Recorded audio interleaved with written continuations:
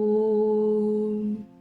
Having bowed down to Narayana and Nara, the most exalted male being, and also to the goddess Saraswati, must the word Jaya be uttered.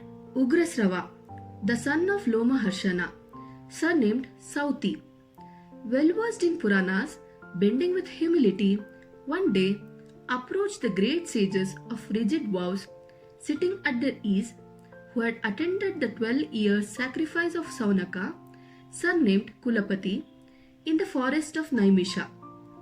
Those ascetics, wishing to hear his wonderful narrations, presently began to address him who had thus arrived at the recluse abode of inhabitants of the forest of Naimisha. Having been entertained with due respect by those holy men, he saluted those munis with joined palms, even all of them, and inquired about the progress of their asceticism. Then all the ascetics being again seated, the son of Lomaharshana humbly occupied the seat that was assigned to him. Seeing that he was comfortably seated and recovered from fatigue, one of the rishis, beginning the conversation, asked him, "Whence comest thou, O lotus-eyed Sauti, and where hast thou spent the time? Tell me, who asked thee in detail?" Accomplished in speech, Sauti, thus questioned, gave, in the midst of that big assemblage of contemplative munis, a full and proper answer, in words consonant with their mode of life. Sauti said, having heard the diverse, sacred and wonderful stories which were composed in his Mahabharata by Krishna-Dwaipayana and which were recited in full by Vaishampayana at the snake sacrifice of high-souled royal sage Janamejaya, and in the presence also of that chief of princes, the son of Parikshit, and having wandered about visiting many sacred waters and holy shrines, I journeyed to the country venerated by the Dvijas and called Samanta Panchaka, where formerly was fought the battle between the children of Kuru and Pandu, and all the chiefs of the land ranged on either side.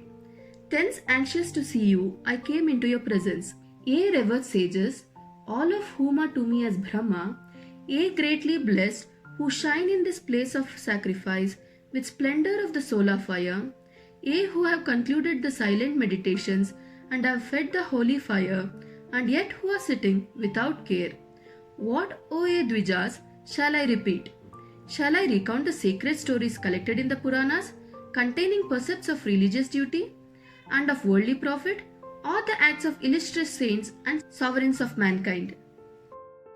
The Rishi replied, the Purana, first promulgated by the great Rishi Dwaipayana, and which after having been heard both by the gods and the Brahma Rishis was highly esteemed, being the most eminent narrative that exists, diversified both in diction and division, possessing subtle meanings, logically combined and gleaned from the Vedas, is a sacred work.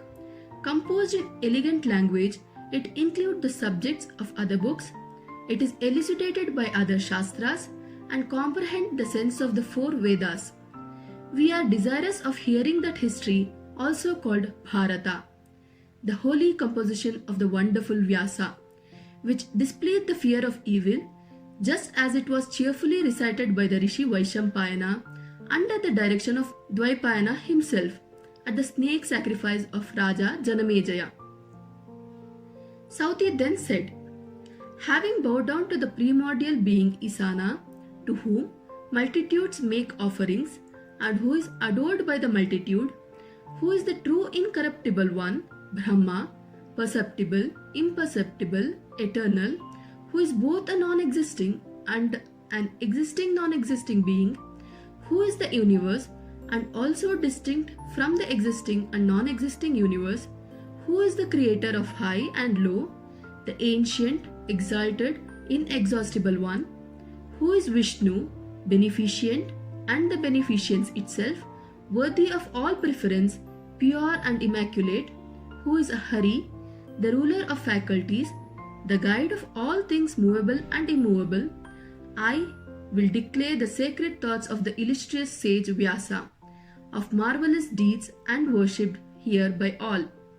Some bards have already published this history, some are now teaching it, and others, in like manner, will hereafter promulgate it upon the earth. It is great source of knowledge established throughout the three regions of the world. It is possessed by the twice born, both in detailed and compendious form. It is the delight of the learned for being embellished with elegant expressions, conversations, human and divine, and a variety of poetical measures.